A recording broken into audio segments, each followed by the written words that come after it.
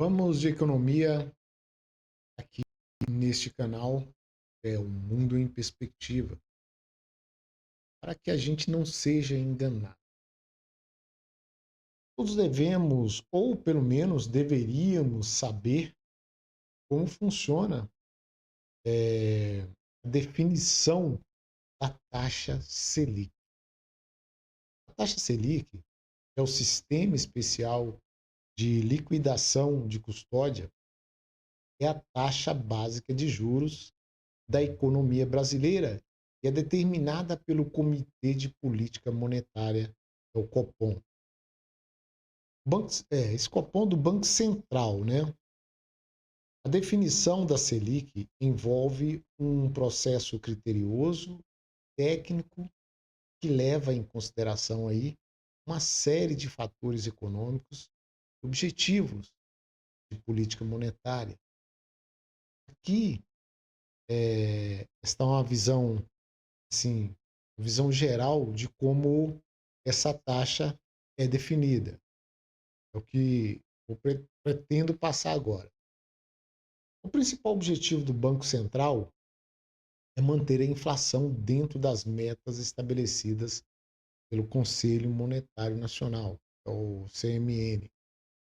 A Selic, usada como uma ferramenta para controle da inflação, né, ela segue uma série de critérios. O Copom se reúne a cada 45 dias, em média, para discutir e definir essa taxa Selic. As reuniões duram 2 dias. No primeiro dia, os membros analisam a conjuntura econômica e no segundo dia discutem e decidem nova taxa. Todos nós sabemos que os governos estabelecem uma meta para uma inflação e sua equipe deve trabalhar que essa meta seja cumprida. O comportamento atual e as projeções da inflação são fundamentais. Se a inflação estiver acima da meta, a tendência, é claro, é aumentar a Selic para conter a demanda e reduzir a pressão sobre os preços. Dados sobre o crescimento econômico, desemprego, produção industrial, consumo são avaliados para atender a dinâmica econômica. A taxa de câmbio e suas influências na inflação, na balança comercial, são também considerados. No cenário internacional, a situação global, especialmente ah, nas principais economias, pode também influenciar a decisão, visto que afeta o comércio exterior e os fluxos de capital. Né? Pela, pela expectativa, né, pelas expectativas do mercado, projeções de economistas e do mercado financeiro sobre inflação, crescimento e câmbio, são todas elas analisadas para ajustar as políticas conforme necessário. O Banco Central utiliza diversos modelos econométricos para simular os impactos de diferentes níveis da taxa Selic, né? E na economia e na inflação, né? Esses modelos ajudam a prever as consequências das decisões de política monetária. Após as discussões, os membros do Copom votam a nova taxa Selic. A decisão é divulgada em um comunicado e ao final do segundo dia, esse segundo dia de reunião que eles fazem, né? Explicando os motivos que levaram àquela decisão. Posteriormente, é divulgado então um relatório mais detalhado, conhecido como ata do Copom. Eu acredito que a maioria já deve ter ouvido isso, né? Quando os meios de comunicação eles falam sobre isso, aí vem falando sobre o Copom. Em resumo, a definição da taxa Selic é um processo complexo que visa equilibrar o controle da inflação com estímulo ao crescimento econômico, levando em consideração aí uma ampla gama de indicadores econômicos e previsões. E quando um governo não cumpre sua meta para a inflação, diversas consequências podem surgir, afetando então a economia, quanto à confiança dos investidores e da própria população. A primeira consequência é a perda de credibilidade. O Banco Central e o governo podem sofrer uma perda de credibilidade se não conseguirem cumprir as metas de inflação. E isso pode reduzir a confiança dos investidores e do público interno nas políticas econômicas adotadas, obtendo dessa forma aí a fuga de capital do país. Se não me engano, é exatamente o que está acontecendo agora no país. Existe uma fuga de capital aqui no Brasil, devido a algumas situações que vêm acontecendo na economia. Aí vem um aumento da incerteza, é o próximo item. A inflação fora da meta pode gerar maior incerteza econômica, afetando decisões de investimento e consumo. Empresas e consumidores podem se tornar mais cautelosos, reduzindo gastos e investimentos, acontecendo exatamente o que eu disse antes, que é o investidor retirando o seu capital do país para investir em uma economia, né, um país de economia mais estável, com previsibilidade mais acertada. Né? Com isso, haverá certamente impactos negativos no crescimento econômico. É a inflação alta corroendo o poder de compra das famílias, havendo redução do consumo, consequentemente, a desaceleração do crescimento econômico. Além disso, custos mais elevados para empresas podem reduzir investimentos e contratação de mão de obra, ocorrendo daí, é claro, um crescimento no desemprego. A taxa de desemprego que assusta qualquer país. Alta de inflação pode causar também distorções nos preços relativos, dificultando a tomada de decisões econômicas eficientes. Produtos e serviços podem ver preços subindo de forma desproporcional. É o que acontece na Venezuela e o que estava, né, começando a acontecer na Argentina até o Milei entrar. Agora a Argentina, a gente está assistindo e está numa recuperação fenomenal, um novo governo. Dessa forma aí, o Copom aumenta a taxa de juros para combater a inflação que vai estar fora de controle. O Banco Central pode aumentar a taxa Selic, elevando aí os custos de empréstimos, financiamento. Com essa medida, pode também haver uma desaceleração do crescimento econômico no curto prazo. Além disso, o Banco Central pode ajustar a taxa Selic, aumentando-a para conter a inflação, e medidas adicionais podem incluir intervenções no mercado cambial ou outras ferramentas de política monetária, o que a gente acredita que não seja muito saudável. Essas medidas, elas acontecem quando existe aí um descontrole governamental. O governo pode adotar medidas fiscais para controlar a inflação, uma redução de gastos públicos ou aumento de impostos. No entanto, essas medidas podem ser populares. Na verdade, essas medidas de aumento de impostos são impopulares e difíceis de implementar. Já vista que o governo parece ter aí exaurido toda a sua atividade de aumento de impostos, pelo que já vimos durante esses cerca de 18 meses de novo governo. Outras medidas também são as reformas estruturais. A implementação de reformas econômicas para melhorar a produtividade, a eficiência da economia, ajudando a controlar a inflação ao longo do prazo e, principalmente, diminuir os custos da máquina pública, que aparentemente a gente não tem percebido que exista vontade do atual governo. Pelo contrário, a partir de 2023, a máquina do Estado ficou muito mais inchada. Outras medidas seriam o controle de preço, mas já assistimos esse filme e ele não foi bom para a saúde econômica do país. Né?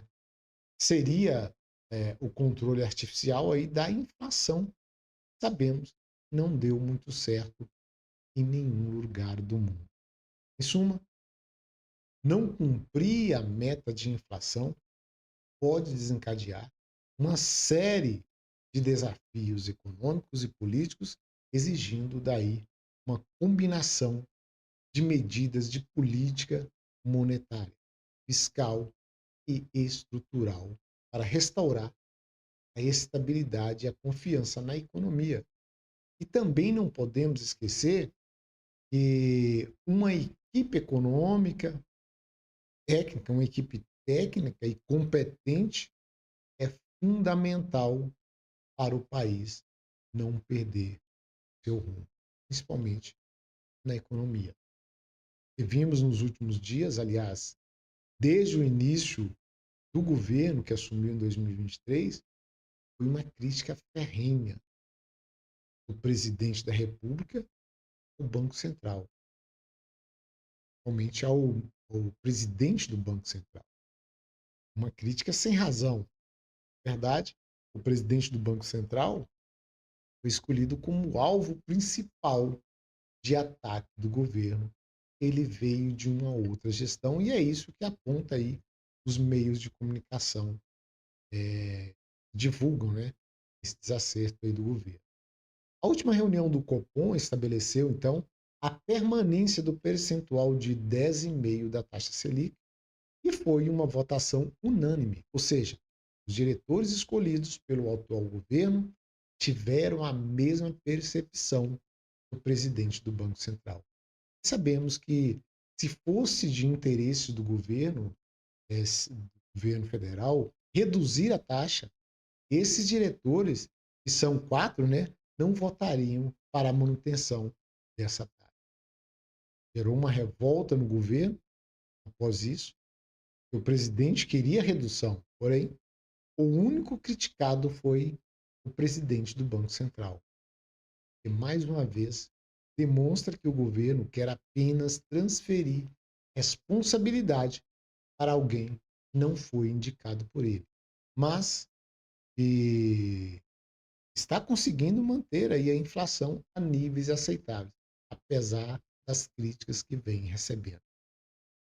Já havia toda essa discordância contra o presidente do Banco Central como um jogo de xadrez, mas não acredito que isso venha colar. E o Bruno Musa foi um dos que achei que fez uma análise mais sensata desse momento que estamos vivendo. Então, eu trouxe o Bruno Musa aqui para a gente ouvir o que ele disse, que é espetacular, inteligente da parte dele. Ele fez a análise correta do que está exatamente acontecendo nesse momento do país. Então, vamos ouvir. Para mim, isso tudo foi arquitetado pelo Lula e o seu entorno. Vamos lá. Ontem, o Banco Central manteve a taxa de juros, a Selic, no Brasil inalterada em 10,5%, de forma unânime. Os 4 indicados por Lula no colegiado do Comitê de Política Monetária votaram por manter a taxa de juros, quando um dia anterior Lula e seus ministros, Gleisi Hoffmann também, vieram a público para bater sem pena no Roberto Campos Neto, como se ele fosse o culpado. O culpado pela alta taxa de juros. Basta ver, depois que o Lula continua gastando muito mais do que arrecada, a curva de juros futura, que é o que dá parâmetro para o que as empresas pagarão para captar dinheiro, inclusive o governo, quanto ele pagará de juros para captar novos dinheiros de investidores, novos empréstimos, para conseguir fechar as suas contas, que mesmo assim não fecham. Então, o governo, por um lado, bate no Banco Central. Por outro lado, na minha opinião, ele mandou os 4 indicados por ele no colegiado do Banco Central a votar por manter a taxa de juros. Aqui é uma mera opinião pessoal. Por que ele faria isso? Baixar a taxa de juros de 10,5 para 10,25 não mudaria nada o custo do crédito lá para o Joãozinho e para a Mariazinha na vida real, quando ele bate na porta do banco. Mas se a taxa de juros baixasse para 0,25, com as condições que nós estamos vendo hoje, e mais, se mesmo se ela mantivesse em 10,5, mas os 4 indicados pelo Lula votassem por baixar a taxa de juros, como aconteceu na reunião anterior a essa, onde os indicados do Lula votou com o governo, passaria a mensagem para o mercado que o Banco Central não está sendo técnico, que aqueles indicados pelo Lula não estão sendo técnico e estão sendo apenas um fantoche do governo. O que aconteceria? O real se desvalorizaria mais ainda, lembra que saiu de 4,90 para bater quase 5,50 ontem. A curva de juros futuro, negociada livremente, que dá parâmetro, repito, para as taxas de empréstimo, quanto o governo e as empresas precisam pagar para atrair capital, subiriam ainda mais. Ou seja, piorariam ainda mais a situação de precificação no Brasil, que essa sim faz com que o Joãozinho e a Mariazinha, quando vão ao banco, tenham problemas porque o custo de crédito sobe, mesmo se a Selic caísse. E mais, o real desvalorizando dessa maneira prejudica os preços do pãozinho na rua, que o Joãozinho e a Mariazinha sentem também na vida real. Ou seja, baixar de 10,5 para 10,25 não mudaria em nada a vida do cidadão médio corrente. E manter em 10,5, mas os 4 indicados pelo Lula no colegiado votassem por baixar, a situação econômica pioraria com o real desvalorizando mais e o Joãozinho e a Mariazinha sentiriam mais ainda a inflação. Real desvalorizado, mais inflação. Então, para mim, o que aconteceu foi que o governo bate desenfreadamente no Banco Central, ele precisa criar essa narrativa para a população, que muitos já sabem que é mentira, e por outro lado ele manda os 4 indicados por ele votarem junto com o governo, porque aí as condições econômicas dão uma respirada e ele consegue tentar fazer alguma coisa para angariar popularidade de novo, que está em queda. Vamos lembrar que o colegiado é formado por 9 pessoas, contando o presidente do Banco Central. O Lula já indicou 4. O presidente do Banco Central cai em dezembro, ele sai em dezembro desse ano. Ele ainda deve indicar mais 2 antes da mudança do Banco Central. Portanto, ele vai passar a ter maioria. Se o mercado começa a entender, ou continua entendendo, que todos indicados por ele não são técnicos, mas são simplesmente fantoches políticos, a situação econômica se deteriora muito mais rápido. Então, no meu entender, ele quis passar essa mensagem para o mercado. Acho que grande parte continua não acreditando no PT. O mercado hoje não está respirando tão bem assim quanto se imaginava. Acreditar no PT? Não dá. Somos adultos o suficiente para saber que não. Diferente, inclusive, de muitos adultos qualificados que assim fizeram. De novo, é uma mera opinião minha, mas que faz muito mais sentido. E o Brasil segue sofrendo. Vamos lembrar que estamos num Titanic. A base começa a ruir. Se você está na festa, no topo, você acha que nada está acontecendo. A base está ruindo. Se continuar nesse sentido, o Titanic afunda mais rápido do que a gente pensa. Nos protejamos, mudemos a cabeça das pessoas à nossa volta, para que cada vez mais as pessoas possam entender a tempo de mudarmos essa trajetória. Compartilhe e comente aqui. Você acha que faz algum sentido isso? Repito, é uma mera opinião minha. Mas confiar no PT? Para mim, não. Perfeito a leitura aí do Bruno Musa, né? É exatamente isso que está acontecendo. Está fazendo aí com o presidente do Banco Central, boi de piranha, na verdade, né? Está utilizando ele justamente para jogar toda a culpa da ineficiência da equipe econômica no presidente do Banco Central. E a gente fica aqui com essa matéria.